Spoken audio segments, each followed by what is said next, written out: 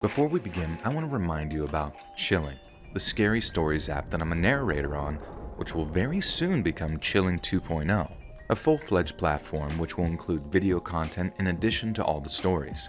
Full-length horror films, series, and exclusive Chilling originals are just some of what Chilling 2.0 is bringing to horror fans.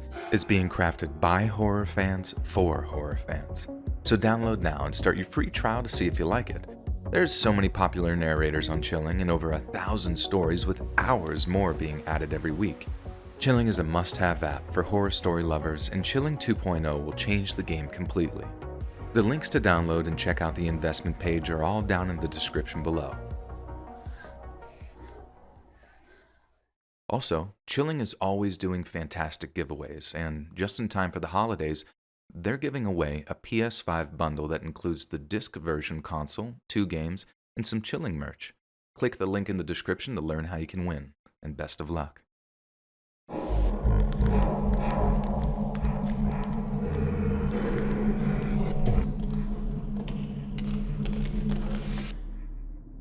This all started in 2013. I was 14 at the time and I needed some money. I lived in a pretty bland, tight-knit suburb, and I ended up working as a babysitter for this elderly woman who still had a few young kids of her own. The kids I babysat were an 8-year-old boy named Luke and a 7-year-old girl named Patty. They were good kids and didn't cause much trouble, and it made my job real easy, at least for a while. In May of that year, something bizarre started happening. Patty was suddenly getting violent.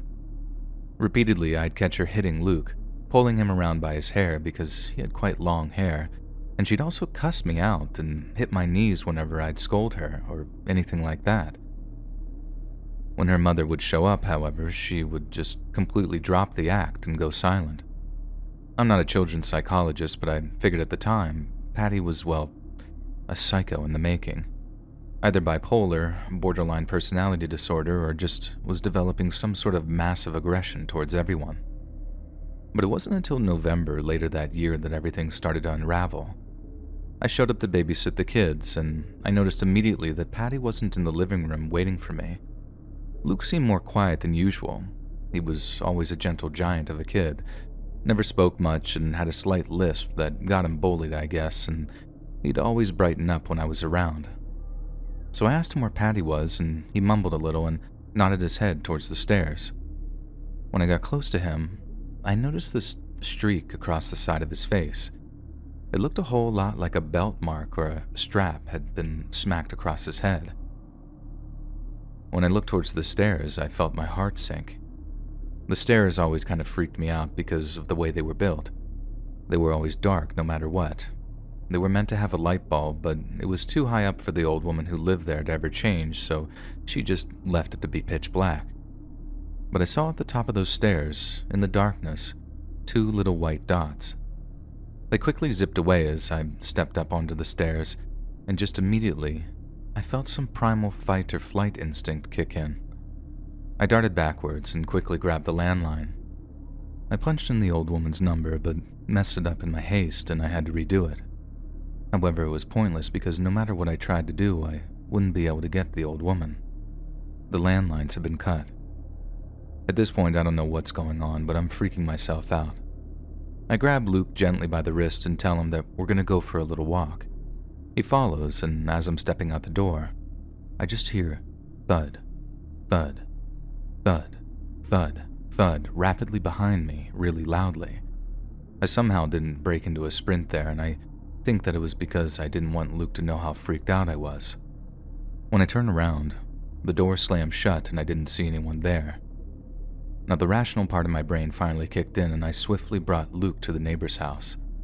I explained to them, or rather lied, that there might be some kind of home intruder and Patty was missing. I know it seemed like a harsh lie, but what am I going to say instead? "Hi neighbor, a 7-year-old girl is scaring me, please bring the police." So the neighbor called 911, and while Luke was sitting with me in her living room, he stuttered out something incoherent and got really panicky and began sobbing hysterically. The neighbor and I tried our best to make him feel better, but he wouldn't stop. Finally, the police showed up, investigated, and took Luke away. I was questioned a bit, but nothing really came of it. I guess I could drag this out, but honestly, everything is really spotty and I don't feel comfortable with the accusations that could be made. So, want to know the real kicker? Their grandmother wasn't alone. She was a, let's say, adult worker, and she'd bring her clients over to her house. And with Luke and Patty in the same house, I was never filled in on the exact details, but Patty and Luke were taken away and put into foster homes. I wrote this story out because I ran into Luke recently. He was, I think, 15 at the time, and I was probably just in my 20s, but he looked like a wreck. He looked like 3 times his age and had bags under his eyes the size of parachutes. I wanted to ask about Patty, but he carried this 1,000-yard stare that made me think twice about that. I wish him the best, honestly. I wish both of them the best. God only knows what they went through.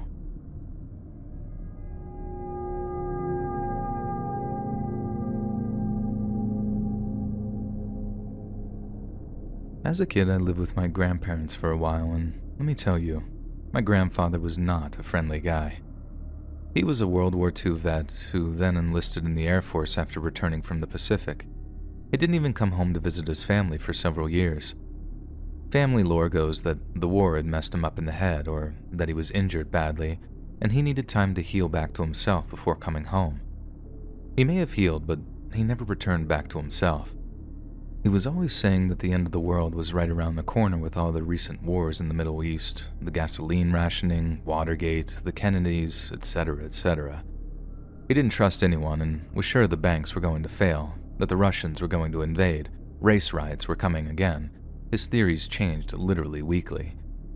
He always warned me that they would be trying to come and get our stuff someday soon, so we had to be ready. We had shelves of food, water, generators, fuel, gold bars, buried firearms and ammo, you know, the usual. I was 9 or 10 at the time, and this would have been around 1972 or 73. We were living in a small cabin on a ridge looking over the Maumee River in northeast Ohio for the summer. This was his weekend getaway primarily. There were very few neighbors for miles, and the ones that were nearby were mostly weekenders. The nearest small town was about 10 miles away, and the hospitals were even further away if I recall. There was a 2-lane highway that's on the opposite side of the cabin with nice views of the river that was pretty much a straight road with slow curves every 10 miles or so. About a half a mile down the road, though, there was a crazy sharp curve that terminated at a small bridge over a creek. There were several accidents there every year, and some with fatal injuries. We could often hear the crashes. Sometimes I would wander down there the next morning to look at the scene and stuff and wonder if the drivers were okay. One warm summer night, we were awakened by a pounding on the front door. My room was right next to the door, and my grandfather was down the hallway a bit. I remember getting out of bed and having him hand me a shotgun while he held a 1911 as he looked through the window to see who it was. I had never recalled anyone ever stopping by before, especially in the middle of the night.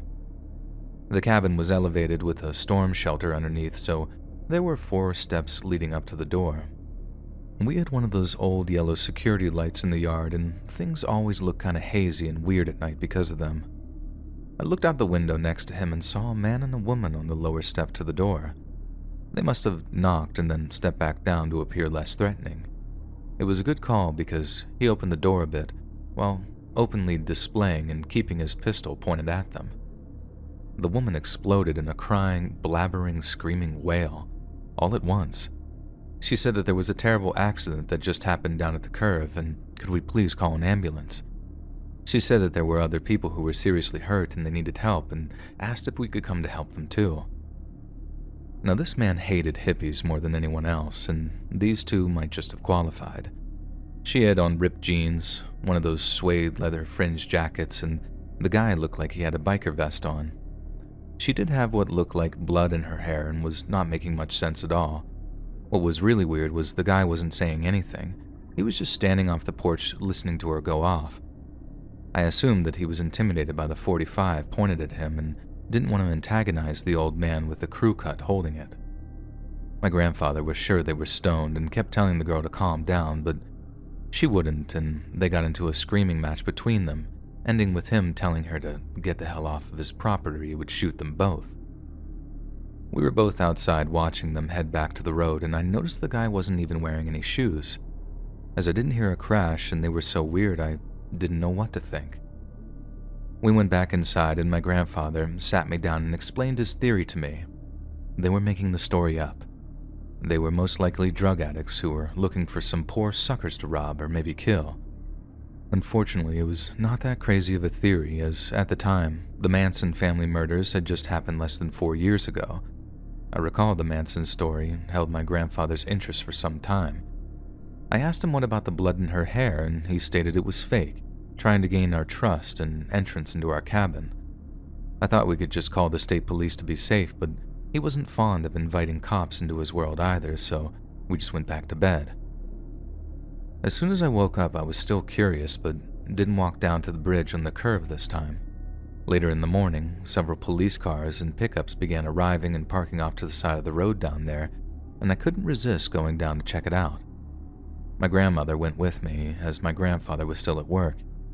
An ambulance was departing as we arrived at the location, and we soon saw the evidence of an accident the previous evening. There was a smashed guardrail, bits of metal, glass, and a tree off the road with a deep gouge and a bunch of bark missing. A mangled motorcycle was down in the ditch, and several people were searching around in the heavily wooded creek area.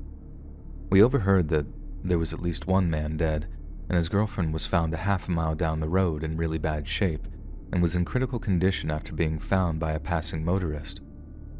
It was a single motorcycle that had lost control, as far as I understood. One woman was sobbing to one of the troopers asking if they had found the boots yet. Turns out, her son was the motorcyclist who wrecked, and I guess the impact threw him out of the new boots that she said that he had just purchased. She also said that he didn't ever wear a helmet and she wished he would have. The cop, trying to console her, told her that he didn't suffer as he was almost assuredly killed instantly when he hit the tree. I tell you, I think my heart nearly jumped out of my chest, and I had never felt so cold in my life when I started connecting the dots. We walked back home without giving any of the people there any information. I don't remember even speaking to any of them, but I was in a daze. I was freaked out for days. I didn't want to connect the dots anymore, but I couldn't stop thinking about it. Who did that girl want us to help? I heard my grandparents discussing it only once, later that night, and coming up with a story to help them sleep at night. They decided the guy wasn't killed in the crash, that he somehow died later on, mostly from all the drugs that he and his girlfriend were hopped up on, and that the girl was just fine. We never mentioned it again, but we didn't spend as much time at that vacation area as we had before.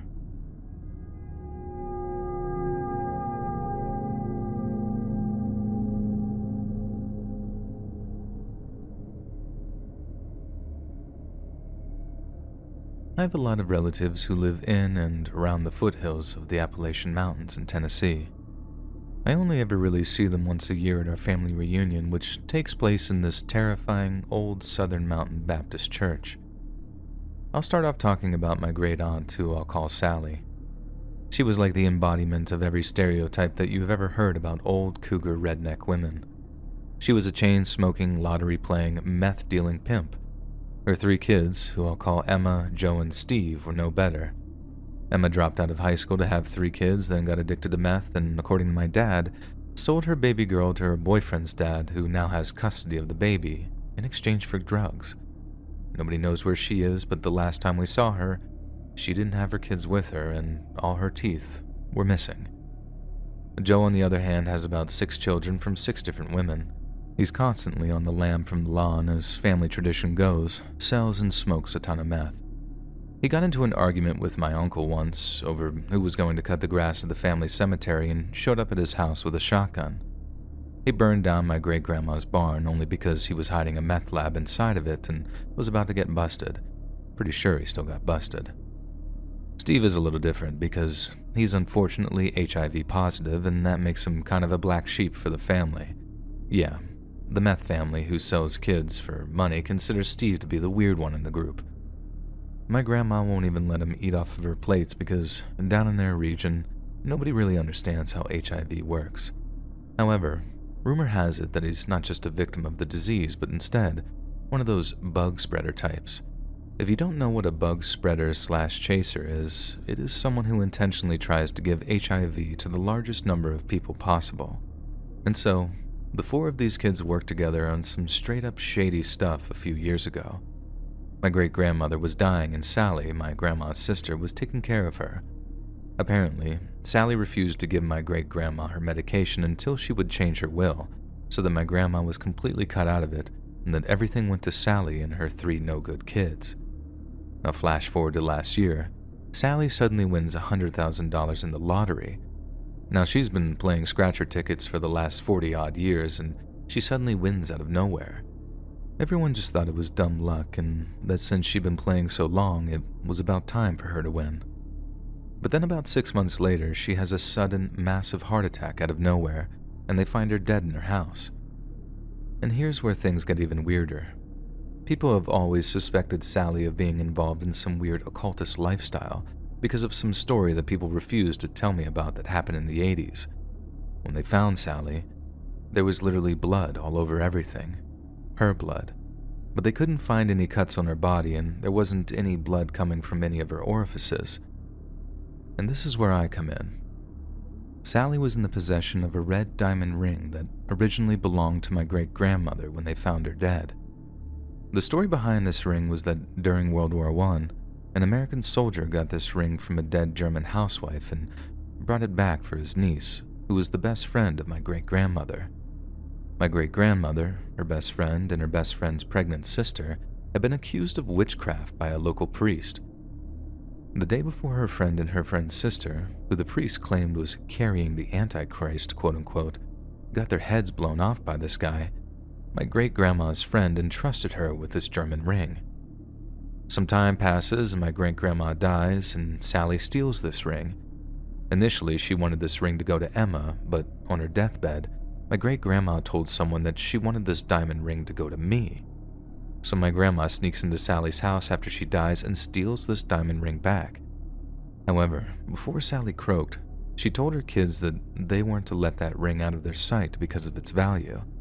And now, I'm being given threatening warnings down the grapevine that if I try and claim this red diamond ring when my grandma dies, that I'll get royally messed up.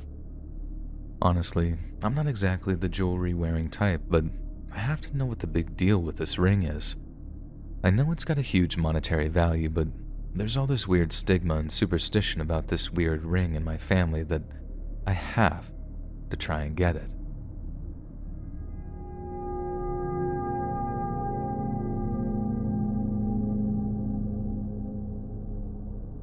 Every year we go hunting up in Millerville, Alabama, where my in-laws have a cabin. I come from New Hampshire and spent most of my time outdoors in the woods growing up, and I don't scare easily. However, I don't know what it is, but those early morning and after dark walks to and from the hunting stands in the Alabama woods scare the daylights out of me. There is something different about the woods there that I can't put my finger on. I just kind of always felt uneasy. So this one area that we hunt has an old abandoned house on it. My brother-in-law told me that it was the old Alexander place. He said when he was very little he remembered going there with his dad. I guess they all got to drinking and old man Alexander pulled out a gun and just shot himself through his foot for no reason other than he was absolutely crazy, I guess. My father and brother-in-law booked it out of there, and so my first trip hunting up there he showed me the hole in the floor. I guess about 15 or so years later, old man Alexander dies. His kids didn't want anything to do with him, so he died out there all alone. In fact, they didn't find his body for a couple of months because no one ever checked in on him. Apparently, he got dressed in his Sunday best, laid down on his bed, and pulled the trigger. One year after I got out of my stand for my morning hunt, I decided to make a pit stop over at the old Alexander place. The trail to my stand runs along a creek bottom and is about 3 miles from the hardtop. About 2 miles from the hardtop on the same trail is the intersection that leads to Alexander's place. It goes for a good mile and is completely overgrown with just enough room to go through with my Honda. I started creeping down there and the house comes into view. Now I know it's been about 5 or 6 years since I've been there, but the place was decaying fast. I forgot how spooky it was down there. The place is in the bottom of a hollow, all overgrown and extremely dark. The house was covered in kudzu, and a big tree had fallen and caved in a large portion of the roof. I shut off my four-wheeler, and right away I'm freaked out by the complete and total lack of noise. No birds or chipmunks. Nothing. Not a sound. I get to the front door and open it up.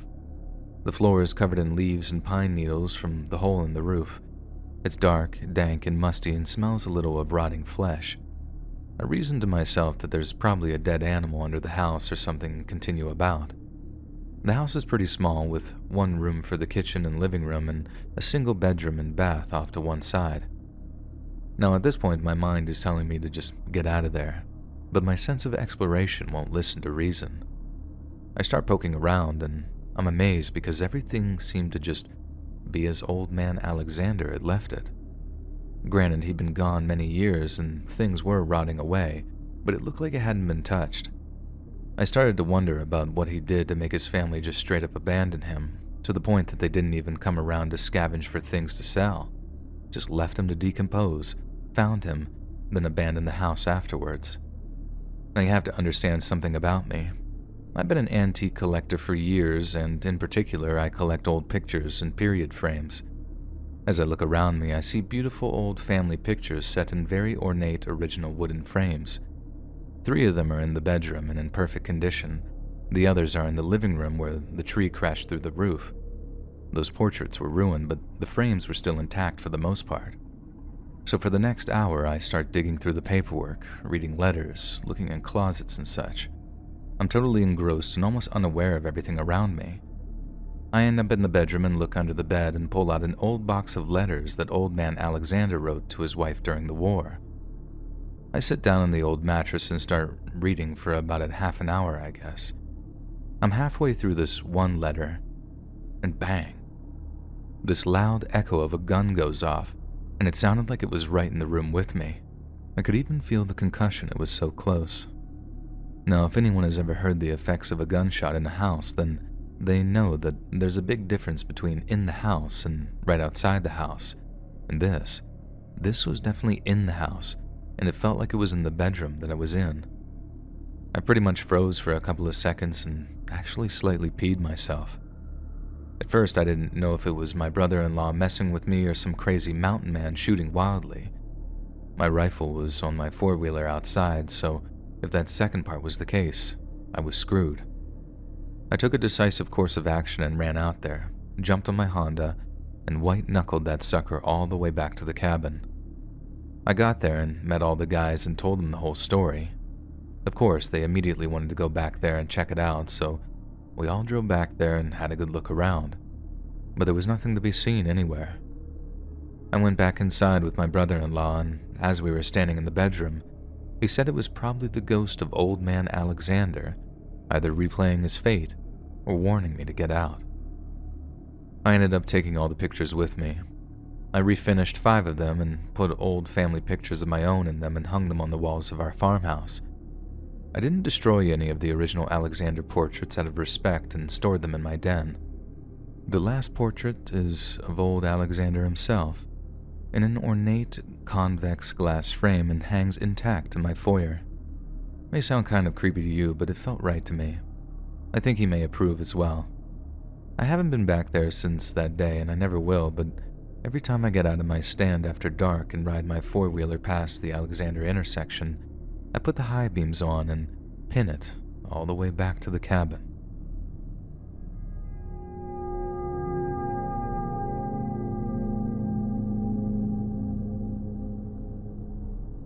The creepiest thing I'd ever seen had happened to me as an adult, not as a child. I was born and raised in a little tiny mountain town in Northern California that no one has ever heard of, Pollock Pines, in the year 1966. My parents owned the only pharmacy there, and it was a great place to grow up. Times were different then. If your kids wanted to go out to play, you told them to be back by dinner. We were allowed to fish and explore in the woods, the whole bit. It was a great place to grow up. I was heavily involved in the outdoors and the Boy Scouts, and Eagle Class, 4th one in my town. Whole summers would be spent on camp staff or backpacking with friends and with the Scouts, so needless to say, I was not a stranger to the outdoors. I graduated high school in the next largest town over, Placerville, about a 20-minute drive on H-150 in 1985, and joined the Navy. I had lots of adventures, saw the world, saw most of the country, and ended up getting stationed in 1994 at Travis AFB for a couple of years, which is cool because it's only 3 hours or so from my home in Scrambler. A couple of years previously, a chain pharmacy had moved into town, and my father, seeing the writing on the wall, sold his pharmacy stock to them, as well as taking a job as one of their pharmacists. Honestly, it was a good move on the chain store's part. A small town of 3,000 people can get protective of their people. Mom and Dad used the proceeds for the sale of the store to buy 40 acres in the middle of nowhere. No power, no phone, and a couple of unpermitted barns. One that we had converted to housing. Nice land. It had a seasonal creek, big catfish pond, all on the southern slope. A really great piece of property. Bordered on 3 sides by National Forest, Sierra Nevada, and on one side by the local lumber company, which used to be Michigan Cow, but is called something else now. Up north of the property are 2 popular fishing reservoirs, Ice House and Loon Lake, where water is made more accessible for Los Angeles and surrounding areas to steal. South of the property, the American River flows year-round, occasionally washing the highway out when it gets all antsy. My parents had big plans on making this their new home. They had lived in town about a block away from the store they owned since '74. My dad's an outdoor buff too, and my mom goes where my dad goes. They bought good generators, put in a couple of propane tanks, and spent some weekends up there, but at this point in 1996, they're still not living there yet. So it was both a great chance to get away from Fairfield and Travis AFB, and as a favor to my parents, I'd go up on weekends. I didn't have duty, and so I just sort of watched the place. I did this pretty much every week for 2 years, and I loved it. Gold panning, shooting, a lot of maintenance and fire prevention as brush cleaning and all that kind of stuff, but honestly, I found it relaxing. It was fun. I'd pick up my parents' dog at the time, a Rottweiler and a Rottweiler/Shepherd Australian mix, and they'd go up with me. I'd get done doing whatever I was working on and then take a walk about the property while there was still enough light to see. You were inside at night. It was black as pitch out there at night without a moon or city lights. The walks were cool, and I got to test out a lot of my equipment. I went through phases where I was trying to determine what the best working and journeying sidearm was and how to carry it. Then the best long gun and how to carry that, and at one point, I liked the Winchester 94s for the simplicity, but back then I could get a Garand Blue Sky for $2.95, so went with one of those for a while with a bipod on the end to keep the barrel out of the mud when I was chain swinging or slinging brush. That got to be too heavy to carry, so I switched to a Mossy 590, which I eventually dropped for lack of long-range effectiveness. I was a sailor, not a soldier. Don't make fun of me. Effectively, I was playing like a kid in a sandbox, but with expensive toys. I ended up eventually with an AR-15 H-bar that I'd picked up in Oklahoma while stationed at Tinker. I carried this African style, which is what the military taught me back when I had volunteered for security for a tour, and it only banged me up a little when I scrambled over the mountain. The night of this incident, I'd just finished doing a task, I don't remember what, but I was finishing the end of a walk-around before I went in for the night to the lower barn that was sort of set up like a house. It was still light out, but not bright.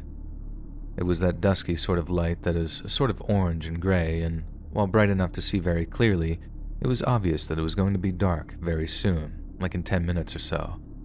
Clear day, early summer, not too hot. Very light breeze, light clouds, the kind that are really pretty up in the mountains, and starting to turn orangish pink from the sun setting down the canyon. I'm walking the gravel road that comes from the top of the property where a great little artesian spring pumped out 5 gallons a minute or so, and the upper barn that was used for storage of Dad's equipment and tractors, etc. I'm just passing the pond, off to my left, carrying that AR on my left shoulder, handguard in my left hand to keep it from smacking me as I walk. My pants are a little damp from working, and I'm dirty but happy. I love being up there, as it got me away from my wife, who absolutely hated the woods. So, the weight of the sweat, plus the gun in my pockets, tends to pull my pants annoyingly down every 40 steps or so.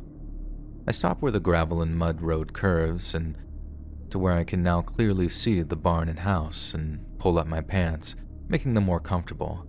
I'm admiring the beautiful cloud patterns, the light breeze is feeling really good against my face. I'm pleasantly tired and looking forward to some cold fried chicken in the propane fridge. I'm just really feeling calm and at peace. The dogs have been with me all day, and they were both tired from exploring around, and the mixed breed was actually leaning against me as I stood there after tugging at my pants, looking over this great scenery. The Rottweiler was laying splayed out on the gravel in front of me, and I'm just looking around me, marveling at how pretty everything was, checking out some overgrowth pine that had a really awesome looking granite boulder next to it. When the boulder stood up, turned around, and walked away. I swear to you, I'm not making this up. I was awake, wasn't thinking anything along the lines of creepy, and I'm in home geography. Whatever this thing was had been obviously watching me, and when I looked at it, it made the point of slowly turning around and walking away. No head, no limbs that I could see other than some sort of thick, trunk-like legs, and I couldn't tell you how I knew it was watching me without seeing eyes of any kind, let alone a head, but I swear it was. It waited until I was looking in its direction, and then, whatever it was, turned around and walked away. It took its time, and was over the ridgeline behind it and gone in about 8 to 10 seconds. It sauntered off slowly, sort of swaying. It didn't panic or scatter or bound off. It turned around and strolled away. I stood there in shock. I was literally frozen. I don't want to say that I was scared, but I think I was. I don't know. It was still light, but now just dusky enough to see where the shadows between the trees were dark, and all I knew was that I wanted to be inside. Inside somewhere with lights. I stood there looking at the spot where this thing had walked off, and even though I had my hand on a loaded rifle with a full mag, I never even thought about using the gun. I just wanted to go, but I was afraid to move quickly. Still don't know why when I think of it. I think I cleared my throat or something because it got Melly up, the Rottweiler, and she came over and nuzzled my hand for love. I said something along the lines of, "Come on, girls," and walked towards the barn/house, not looking anywhere else except the front door. I got in, shut that useless front door, made almost completely up of glass, and locked it. I then put myself in a corner with 2 walls behind me, couldn't stand the thought of being against an outside wall, and called my parents on this huge Motorola phone that we shared back then. I kept the dogs with me because I really needed something living there with me as I tried to explain to my dad what I'd just seen. My dad's already been drinking by this time, and I didn't want him to come up, and I guess I'm trying not to look like such a coward because I'm a grown man. Eventually, though, I told him I just wanted to let him know that I'd gotten spooked by something I couldn't identify. He laughed at me, not in a negative way, and told me that I wouldn't be able to stay up there anymore if I was just freaking myself out, and I laughed it off with him because, well, he was right. But I still slept downstairs in the big room that night with the propane lights on all night. I mean, if you want to call this sweaty, feverish, stressed out, never-ending time sleep. I was never in my whole life so glad to see the sun rise as I was that day. He and my mother came up the next morning, and we all went out to where I had seen whatever it was. Once we got there, though, there were no tracks or anything, and this thing was big. No hole where a boulder might have been, and neither of them ever remembered a rock being in that particular spot. I must have been hallucinating. It's the only thing that really makes sense, especially since neither one of the dogs that were with me lit up on this thing, and they get territorial over everything. I've never hallucinated before, and I haven't since, but it's the only thing that makes sense to me. But I swear to you, and will swear to anybody, I saw what I saw. The part that really freaked me out about the whole thing was how I froze up. I didn't have to go for a gun. My hand was already on a fully loaded round in the chamber, just clicked the safety off on the AR, and it had never even crossed my mind to defend myself. All I could do was freeze. To be honest, my nights in the woods aren't always as comfortable now as they used to be. I do get a bit weirded out sometimes, and I never used to. Parents still own the property, but they don't live there. Just got too old for it, with Mom being 80 and Dad almost there and still working. Mom never got creeped out up there. She was inside when it was dark and went to sleep to save gas. She got up when it got light, and Dad had to make the 30 to 40-minute one-way drive back and forth between work and the property, coming home late at night. However, he has told me that even he's gotten weirded out while up there before, but I don't know if he was just trying to make me feel better or if he was feeling weirded out simply because I was weirded out. Click the join button to become a member today for exclusive content. This took place on the night of April 15th, 2013, and it has bothered my family and I ever since. We lived in Portland, Oregon, and on that night, my mother had a very bad respiratory illness. She woke in what she described as a drug-induced stupor. She saw blurry images of what appeared to be people in full surgical dress. One of the doctors called her by name and proceeded to tell her everything would be fine. She recalls a needle being inserted into her arm and that blood was taken. She was unable to speak and was very confused before she passed out. The next morning, she woke up and somehow there was a needle mark in her arm. My mother wasn't a paranoid person, if anything, a rather well-collected, if not boring person, so when she gets upset, then something is probably up. My stepfather, who was also in the bed with her, noticed that he also had one, which completely petrified him. In fact, it petrified all of us.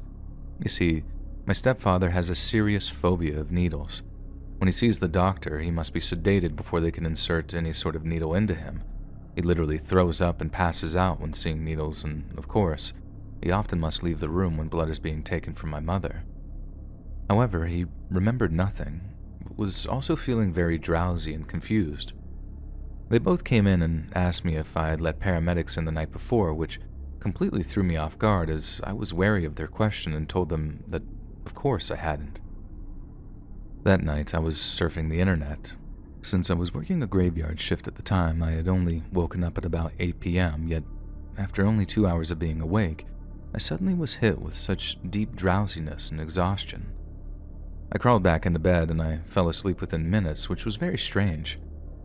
I woke up feeling sore all over, but no puncture or needle marks appeared on my arms at all. I had no recollection of anything the night before, and so when they both showed me these strange marks, I was more than intrigued. They told me that they had fallen asleep suddenly, probably around the same time I did, judging by what was on TV when they fell asleep. And what was even more bizarre is that my cats were very spooked the next day.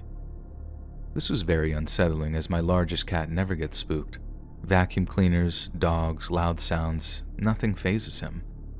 Yet, I found him hiding under a bunch of boxes, and he hissed at me each time I tried to reach in and get him. The other cats were terrified and hiding all through the house. My stepfather also told me that the doors were unlocked, yet I remember him locking the door every night. We lived in a bad neighborhood, and we always made sure that it was locked. It has been nearly a decade now, and I've done tons of research, but I cannot seem to find any possible explanations. Although I have always been interested in the UFO phenomenon, I actually have not found many cases that are related to our family's story.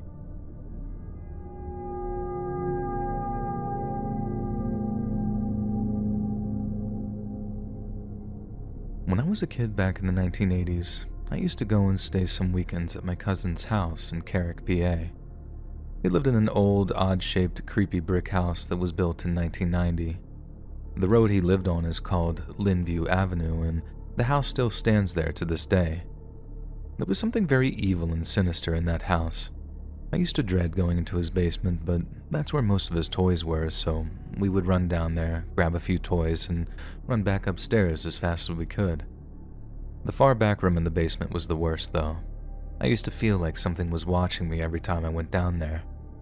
On one occasion, my cousin was down there getting something. When he got to the back room, he said that he saw 2 red eyes staring back at him. He bolted out of there and ran up the stairs, and when he got back to the top landing and turned around to shut the basement door, the lights were off downstairs already, and the red eyes were halfway up the stairs coming towards him. Another incident he told me about was that he was laying in bed one night and his dog, or what he thought was his dog, came up to the 2nd floor and into his room and jumped up on the bed. He sat up to pet the dog, and at that exact moment, he watched as his dog came running into the room, jumped on the bed and started growling at the air. He said that he felt something jump on the bed and never hop off, but he never was able to see what actually came into his room before the dog. That house is no joke. It's seriously haunted and not by anything kind-hearted at all. I absolutely hated that basement, and I hated that house after I heard all of the stories about the red eyes and the doppelganger dog. My aunt, uncle, and my other cousin Jennifer all witnessed messed up things in the house too.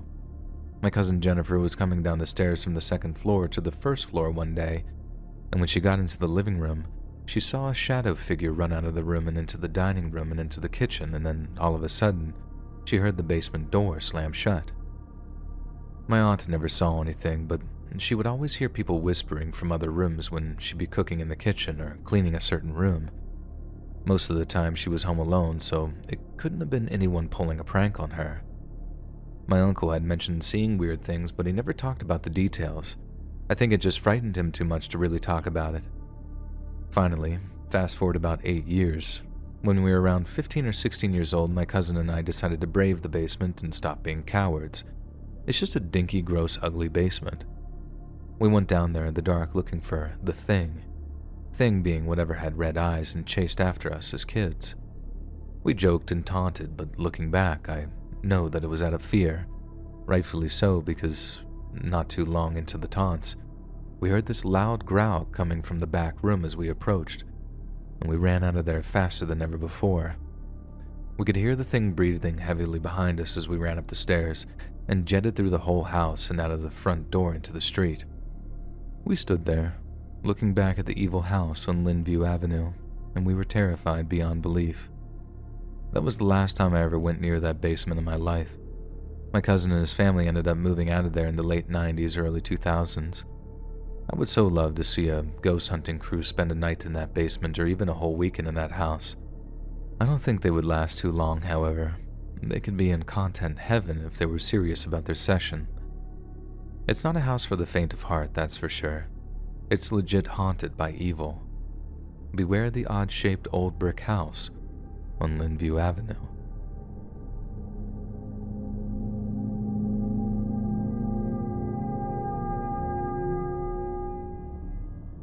This incident occurred on Christmas night 2007 at our family home in upstate New York.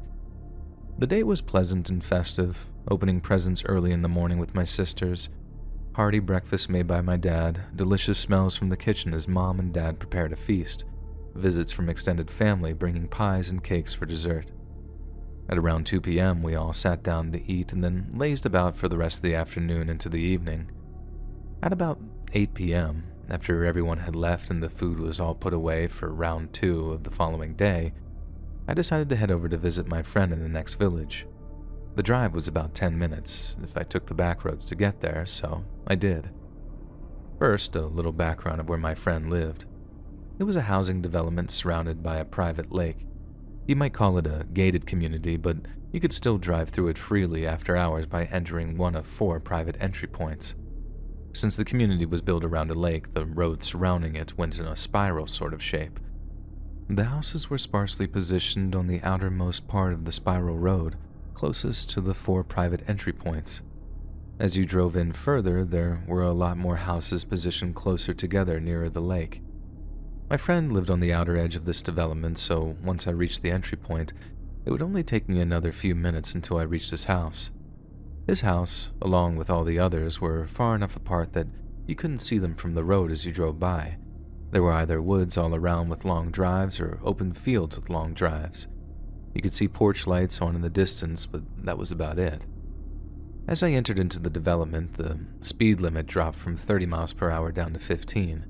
There were no streetlights in the development, and for some reason I never put my high beams on. I couldn't go any faster than the speed limit because there were speed bumps in place every 30 feet or so for a bit. It was a mild night. I remember having my driver's side window open slightly, taking in some fresh air. I remember driving in silence, which was unusual for me. I normally always listen to music when driving. I must have been enjoying the quietness after the commotion of the day. I reached a section of road that had barren fields on either side and woods set back. The houses were probably nestled back into the trees. As I drove, I noticed what looked like someone walking up ahead in the opposite direction of the road, coming in my direction. Mind you, I was still going about 15 miles per hour the whole time, so it was probably less than a minute by the time the walker came into clear view. I got a quick scan of them from the windshield before my car was exactly parallel with them, and this is what I saw. It was not a person. It stood on two long legs with long arms hanging down from its shoulders. It was strong looking, lean, muscular, but not beefy in stature. It looked thin at the same time. It stood at least 7 feet tall and it was light colored. Not sure whether it was white, tan, yellow, or grayish. It didn't appear to have fur, but there was some texture to the skin that wasn't smooth. There appeared to be something coming down off of its back. I don't know what this was. All I can recall about its face is the small features it had, but the mouth and jaw were notably large, and it had pointed things atop its head. Two things going straight upward with something mingled between the two things, and that's what I got from a quick scan from my observation of it as it neared my car and my car neared it.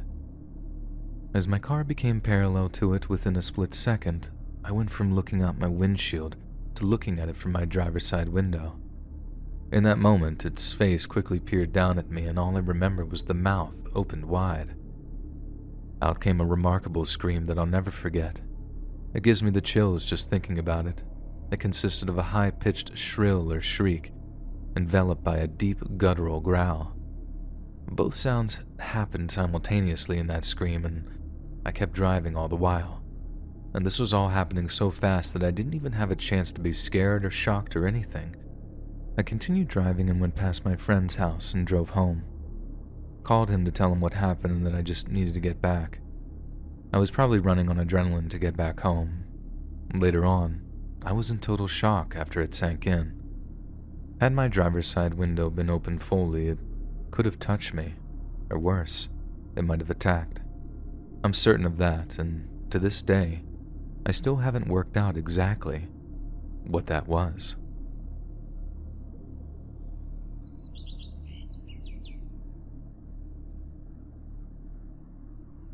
Hey friends, thanks for listening.